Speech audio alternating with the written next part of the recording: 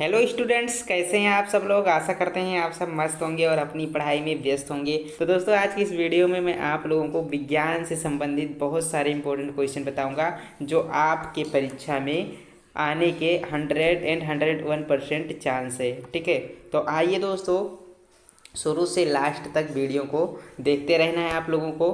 और प्रत्येक क्वेश्चन को हो सके तो अपनी कॉपी में नोट करते रहिए, अपनी नोटबुक निकाल लीजिए। ठीक है, आइए फर्स्ट क्वेश्चन से स्टार्टिंग करते हैं। पहला प्रश्न आपका बहुविकल्पीय का रहेगा, एमसीक्यू टाइप क्वेश्चन। तो शुरुआत के 5 प्रश्न आपके एमसीक्यू हैं और उसके आगे के सब्जेक्टिव क्वेश्चन हैं। पहला है, रेशेदार फसल है। इन चारों ऑप्शंस में से आप लोगों को बताना है इनमें से कौन सा रेशेदार फसल है। सूर्यमुखी, चना, कपास, गेहूँ। आपके पास 4 ऑप्शन है, तो बताइए क्या है इसका राइट आंसर। तो अगर आपको नहीं पता तो बता देता हूँ, बहुत सारे विद्यार्थियों को पता होगा। तो अगर पता है तो कमेंट करके बता सकते हैं। राइट आंसर है इसका ऑप्शन सी, कपास।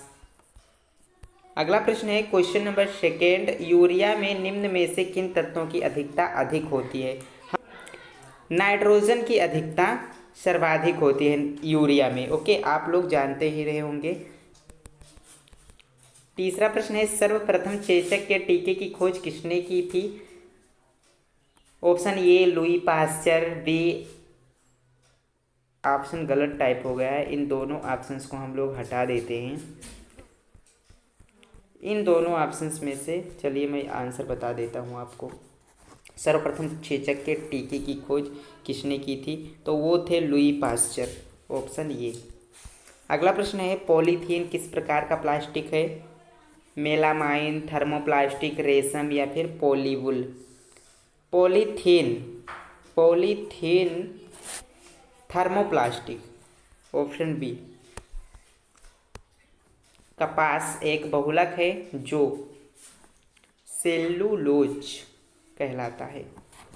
क्या है दोस्तों कपास एक प्रकार का बहुलक है जिसे सेल्यूलोज कहते हैं। इस डैश वाले स्थान पर सेल्यूलोज फिल किया जाएगा। क्वेश्चन नंबर सेकेंड देखिए, निम्नलिखित रिक्त स्थानों में सही शब्द चुनकर लिखिए। सही शब्द आप लोगों को फिलअप करना है रिक्त स्थान वाली जगह पर। एक स्थान पर एक ही प्रकार के बड़ी मात्रा में उगाए गए पौधों को डैश कहते हैं। कोई भी क्षेत्र जहाँ पर बड़ी मात्रा में पौधे उगाए होते हैं उसे फसल कहा जाता है। सूक्ष्म जीवों को सूक्ष्मदर्शी की सहायता से देखा जा सकता है। यहाँ पे माइक्रोस्कोप फिल किया जाएगा, हिंदी में बोलें तो सूक्ष्मदर्शी। ठीक है, आइए तीसरा प्रश्न लेते हैं आपका। तीसरा प्रश्न हमारा है, आयरन कॉपर की अपेक्षा अधिक अभिक्रियाशील है। यहाँ पे अधिक भरेंगे। ठीक है, जो आयरन होता है Fe वो Cu से अधिक अभिक्रियाशील होता है। नेक्स्ट क्वेश्चन है, वाहनों के लिए सबसे कम प्रदूषक ईंधन कौन सा है। वाहनों के लिए सबसे कम प्रदूषक ईंधन CNG माना जाता है। CNG का फुल फॉर्म होता है संपीड़ित प्राकृतिक गैस, कॉम्प्रेस्ड नेचुरल गैस। ठीक है, तो याद रखना है CNG वाहनों के लिए सबसे कम प्रदूषक ईंधन होता है। नेक्स्ट क्वेश्चन है, जलना प्रारंभ होने से पहले ईंधन को उसके, यहाँ पे क्या फिल करेंगे, ज्वलन ताप फिल करेंगे, तक गर्म करना पड़ता है या आवश्यक होता है। कोई भी ईंधन जलना कब प्रारंभ होगा, जब उसे उसके ज्वलन ताप पर गर्म करेंगे तभी तो यहाँ पे क्या भरा जाएगा भैया, यहाँ पे आएगा ज्वलन ताप। अगला प्रश्न है प्रश्न नंबर तीसरा, निम्न कथनों के सामने सत्य या असत्य पहचान कर लिखिए। फर्स्ट है आपका, जीवाश्म ईंधन प्रयोगशाला में बनाए जा सकते हैं। तो अगर आपको पता है इसका आंसर क्या है तो बता सकते हैं। क्या ये सत्य है? ये बिल्कुल असत्य है, इसे हम सत्य नहीं कह सकते। जीवाश्म ईंधनों को प्रयोगशाला में बनाना असंभव है, क्योंकि जीवाश्म ईंधन को बनने में लाखों करोड़ों वर्ष लग जाते हैं, इसलिए इसे प्रयोगशाला में नहीं बनाया जा सकता। पेट्रोल की अपेक्षा सीएनजी अधिक प्रदूषक होता है। पेट्रोल की अपेक्षा सीएनजी अधिक प्रदूषक होता है, ये भी आपका असत्य हो जाएगा, क्योंकि मैंने अभी आप लोगों को ऊपर बताया है व पढ़ाया है कि सीएनजी बहुत कम प्रदूषक होता है। रिक्त स्थान वाले पोर्शन में देखिए, यहाँ पे वाहनों के लिए सबसे कम प्रदूषक ईंधन सीएनजी यहाँ पे बताया था, तो वही बात है इसमें। देखिए पेट्रोल की अपेक्षा सीएनजी अधिक प्रदूषक है, तो कहाँ से भैया पेट्रोल की अपेक्षा सीएनजी अधिक प्रदूषक कैसे हो सकता है? सीएनजी वाहनों के लिए कम प्रदूषक माना जाता है और पेट्रोल अधिक प्रदूषक है, तो ये कथन भी आपका असत्य होने वाला है। तो ये भी असत्य और ये भी असत्य। तीसरा है कोक कार्बन का लगभग शुद्ध रूप है, ये सत्य है। कोक तार विभिन्न पदार्थों का मिश्रण है। कोक तार विभिन्न पदार्थों का मिश्रण है, ये भी आपका सत्य है। मिट्टी का तेल एक जीवाश्म ईंधन नहीं है। मिट्टी का तेल एक जीवाश्म ईंधन माना जाता है, इसलिए ये कथन आपका असत्य हो जाएगा। अब देखिए अति लघु उत्तरीय प्रश्न देख लेते हैं। अति लघु उत्तरीय प्रश्न में टोटल 5 क्वेश्चंस हैं, 1 2 3 4 एंड 5।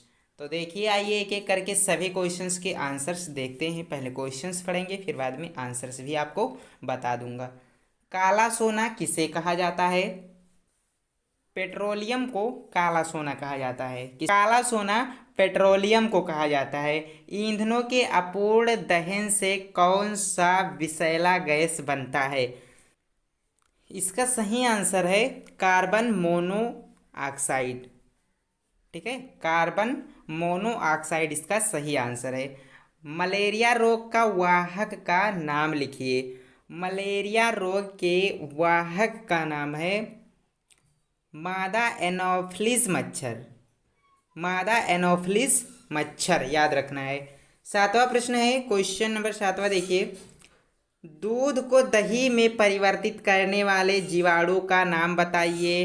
वो कौन सा जीवाणु है जो दूध को दही में परिवर्तित कर देता है?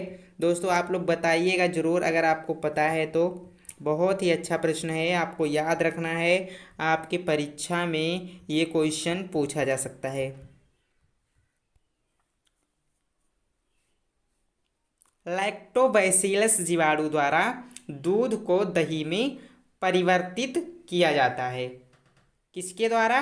जी हाँ, याद रखना है, लैक्टोबैसिलस जीवाणु होता है, उसी के द्वारा दूध को दही में परिवर्तित किया जाता है। 8वां प्रश्न है, फसल चक्रण क्या है? फसल चक्रण आपको बताना है। तो फसल चक्रण तो आपको पता होगा, ऐसा मैं मान सकता हूँ। एक ही भूमि पर विभिन्न प्रकार के फसलों को बदल बदल कर बोने की घटना फसल चक्रण कहलाती है। क्या मैंने बताया आपको दोस्तों कि एक ही क्षेत्र में फसलों को बदल बदल कर बोने की घटना को फसल चक्रण कहा जाता है। समझ गए? देख लेते हैं लघु उत्तरीय प्रश्न। इसमें आपको 4 प्रश्न मिल रहे हैं। पहला प्रश्न है, खेत में लगातार फसल उगाने से मिट्टी पर क्या प्रभाव पड़ता है? व्याख्या कीजिए। ये लघु उत्तरीय प्रश्न है, तो आपको ध्यान रखना चाहिए कि इनका आंसर आप लोगों को एग्जाम में लगभग 40 से 50 शब्दों में लिखना रहेगा। तो मैं आपसे यही कहूँगा दोस्तों कि आप लोग अपने नोट्स से इस प्रश्न को पढ़ लीजिएगा। ठीक है, इस प्रश्न के उत्तर को अच्छे से तैयार कर लीजिएगा, ताकि एग्जाम में पूछा जाए तो आपको कहीं पर भी हिचकिचाहट महसूस ना हो, आप आसानी से लिख सकें। अगला है, किण्वन क्या है? फिर क्वेश्चन नंबर 11, खाद के लाभ लिखिए। लास्ट क्वेश्चन है, सूक्ष्म जीव पर्यावरण के शुद्धिकरण में किस प्रकार हमारे लिए उपयोगी हैं? देखो अभी मैं आप लोगों को इसका आंसर बताऊंगा तो ये वीडियो काफ़ी ज़्यादा लंबा हो जाएगा, इसलिए मैं सोच रहा हूँ कि इन प्रश्नों के उत्तर आप लोग खुद नोट्स में पढ़ेंगे, वरना अगर आप लोग कहेंगे तो इसका मैं लिखित फॉर्मेट में आंसर ले आऊँगा। जो क्वेश्चंस आपको सामने स्क्रीन पर दिख रहे हैं, अगर आप लोग चाहते हैं कि इनका आंसर्स लाया जाए तो बताइए कमेंट करके। लिखित फॉर्मेट में मैं आप लोगों को इसका आंसर प्रोवाइड करा दूंगा। बस आज की वीडियो में इतना ही। चलिए मिलते हैं नेक्स्ट वीडियो में। जय हिंद, वंदे मातरम।